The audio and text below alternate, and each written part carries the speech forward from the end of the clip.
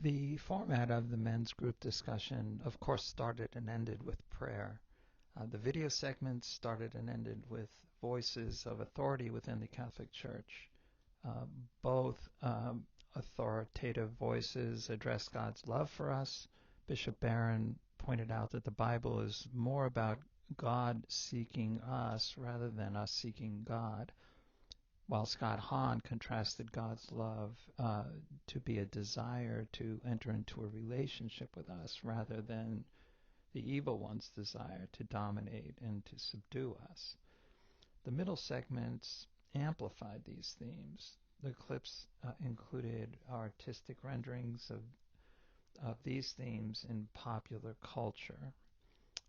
The middle segments were chosen for the breadth and diversity of the principal characters, hoping to focus and guide the discussion, but leaving room for diverse interpretations and reflection.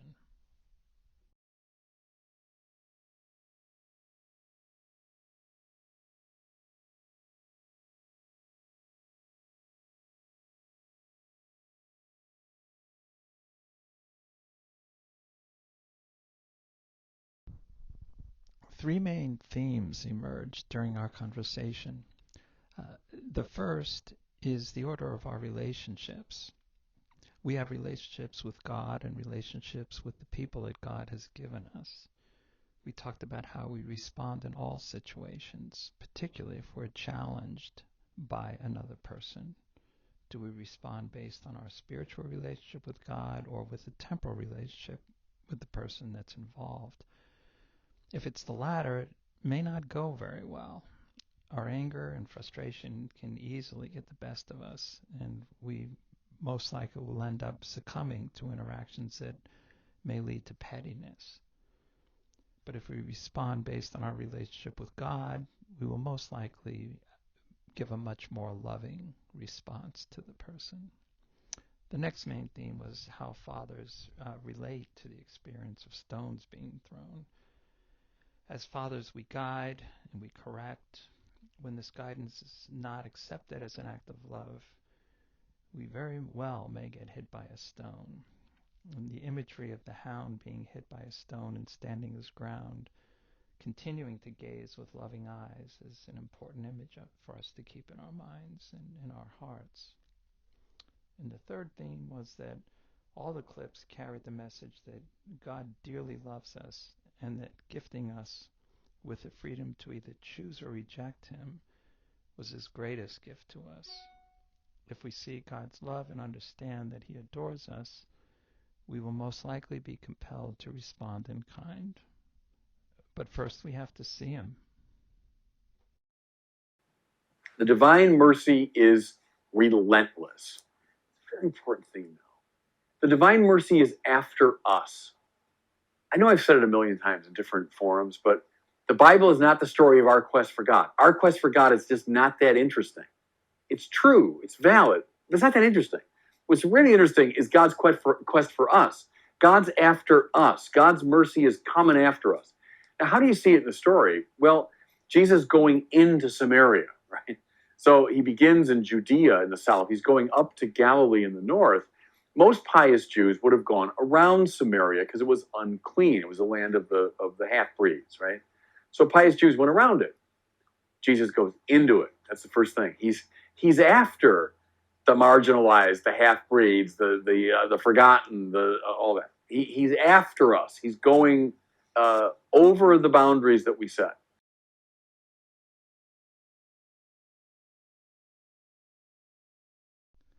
No one challenged Bishop Barron on this point. Actually, one of our members made a rather memorable statement saying that a spiritual guide that he had had in the past had encouraged him to look at God's love for us as an adoration towards us, so that in effect God adores us, and by looking at it that way, we can see throughout the Bible that God is constantly in pursuit of us, trying to get us to see outside of this small world that we ultimately are constrained to see. But he's revealing himself throughout the Bible. from the position of a very deep, intense love for us.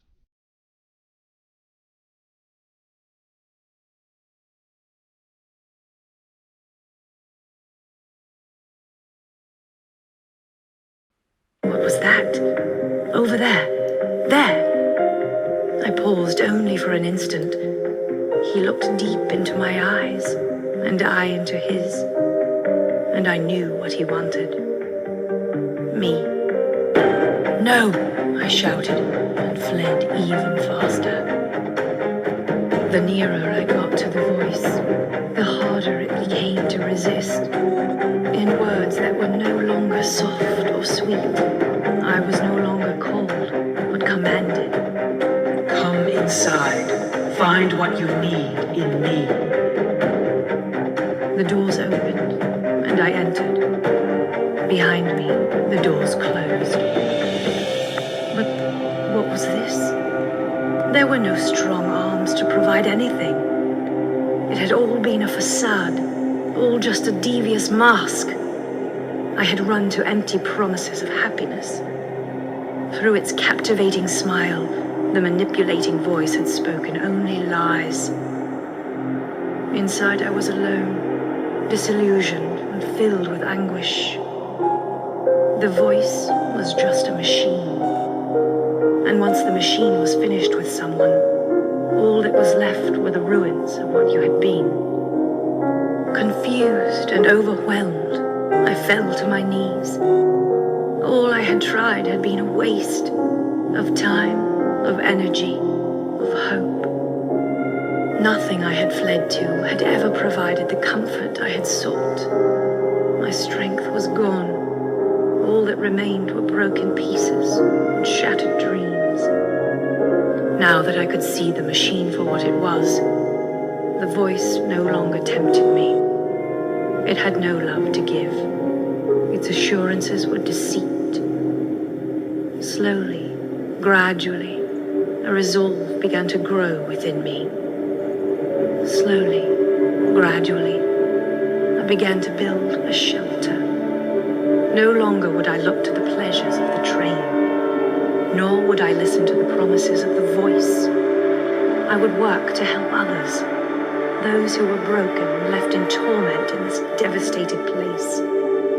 This would be my shelter. Through work and kindness, I would find relief. I would forge contentment with my own hands and earn significance by doing good. Though my toil eased some of my emptiness, there was still a void, an aching for more that never left.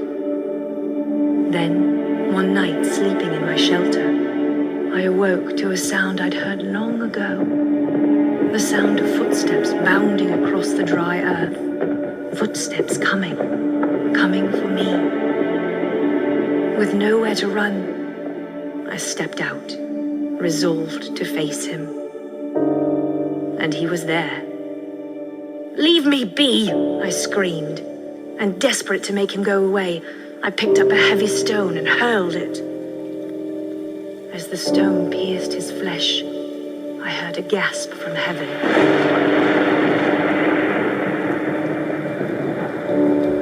But still, he did not move.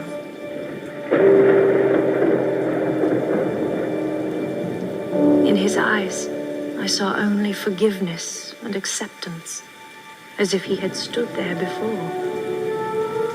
I fled back into my shelter, the only place left to escape. I hated him for interfering. I hated myself for the hurt I had caused him. In the darkness of my despair, I lost faith in ever finding happiness.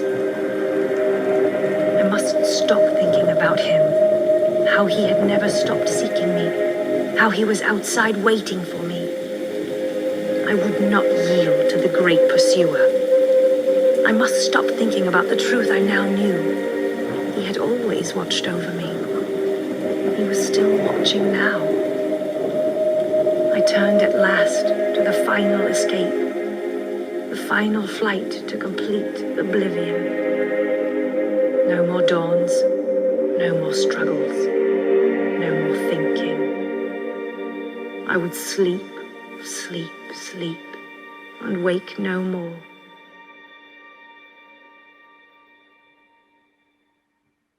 But then, in utter desolation, like a gentle breeze that washed over and around me, I felt the tenderness of his presence. I had no fight left, so I finally listened. Which of those you fled to loved you?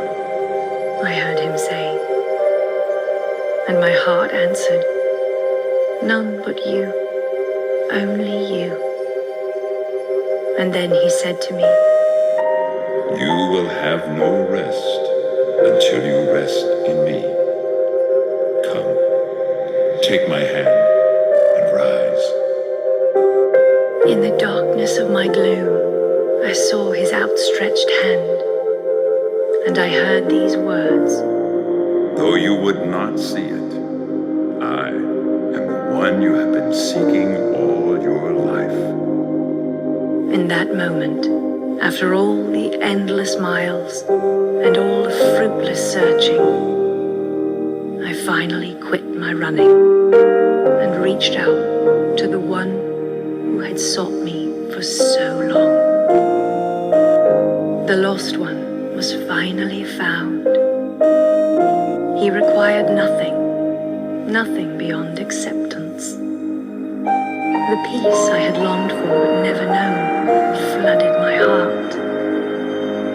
And in having nothing of my own, nothing but his love, I found everything I had lacked. I was finally complete, finally at rest in him.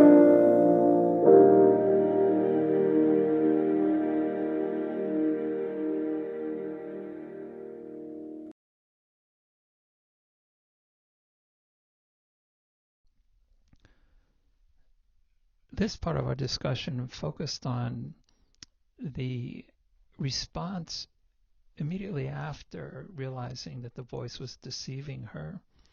She actually went towards a lifestyle that would seem and is commendable and very Christian, helping other people who needed help. But that still left her with emptiness. And it was after this part of her life that she actually went on to even make an attempt to take her own life.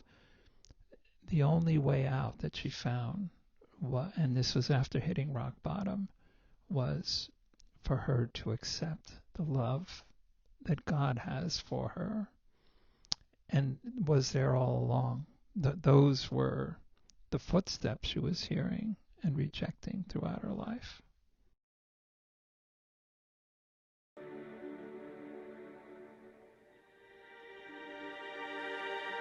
When the Fellowship is trying to find its way through the mines of Moria, Gandalf comforts Frodo by revealing the existence of a higher authority guiding his fate. There are other forces at work in this world, Frodo, besides the will of evil. Bilbo was meant to find the ring, in which case you also were meant to have it. And that is an encouraging thought.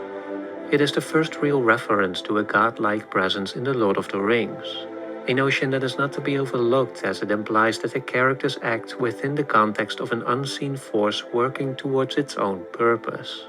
A second reference to the existence of this force can be found when Gandalf fights the Balrog and reveals himself to be a servant of the Secret Fire. I am a servant of the secret fire. The dark fire will not avail you. Flame of Udun! To understand what this presence is and how it affects the story, we must briefly turn to Tolkien's Silmarillion, the expanded mythology on the creation and history of Middle-earth. Here we learn that The Lord of the Rings takes place in a universe created by a single god, here named Eru Ilúvatar, meaning the One and Father of all. Ilúvatar created the Ainur, his angelic spirits, and all the living beings in Middle-earth, and kindled within them the secret fire, also referred to as the Flame Imperishable, which can be seen as the gift of an independent existence, containing self-awareness and, most importantly, free will, The flame imperishable was the greatest gift given by Iluvatar because, as Matthew Dickerson writes, it is this freedom that enables them to participate in Iluvatar's music and to themselves assist in subcreating new beauty. In fact, so great a gift is it that none other than Eru Iluvatar himself can give it. His sole ownership of the flame imperishable came to the great envy of his most powerful Ainur cult, Melkor, who, similarly to Satan in John Milton's Paradise Lost, wanted to replace his creator and take away the gift of freedom. He desired rather to subdue to his will both elves and men, envying the gifts with which Iluvatar promised to endow them, and he wished himself to have subjects and servants, and to be called Lord, and to be a master over other wills. He became Morgoth. As you can probably guess, his chief lieutenant and representative character in The Lord of the Rings is Sauron. Although this barely scrapes the surface of the Silmarillion, it already reframes the central conflict in The Lord of the Rings into one with a greater cosmic significance. For Tolkien, it was obvious that the ultimate power only belongs to God himself, and so he writes, "In The Lord of the Rings, the conflict is not basically about freedom, though that is naturally involved. It is about God and his sole right to divine honor. Sauron desired to be a god king, and was held to be this by his servants. If he had been victorious, he would have demanded divine honor from all rational creatures and absolute temporal power over the whole world. In other words, it's a war for the soul of Middle-earth, a fight to remain under Iluvatar's grace, to keep the flame imperishable burning in the hearts of every living creature and not fall under the dominion of a corrupted angel seeking absolute power."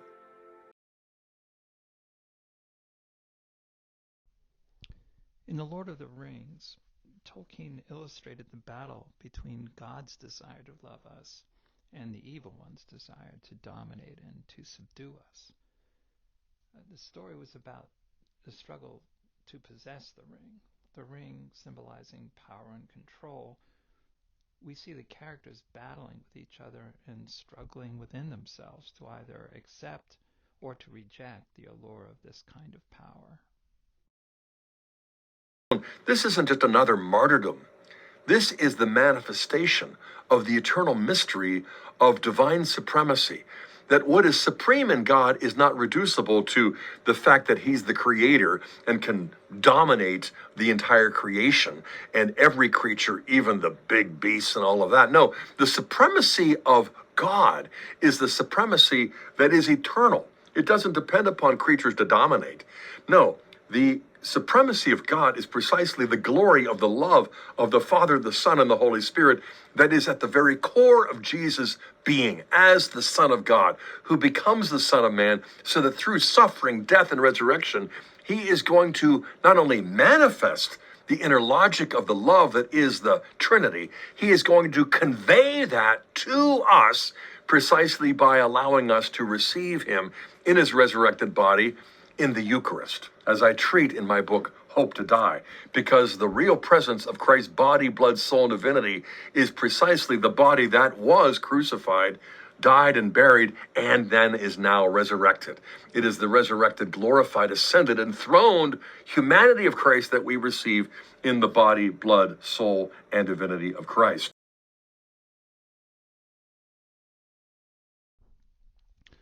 Scott Hahn did a very nice job contrasting God's desire to love us to the evil one's desire to dominate and to subdue us. He basically summarized the other clips. God wants to have a relationship with us and be a part of our lives. His supremacy is not in being apart from us. For example, because he's the master and the creator of everything. His supremacy is found in his unconditional love for us, that we are allowed through his gift of freedom that allows us to either embrace him or to reject him.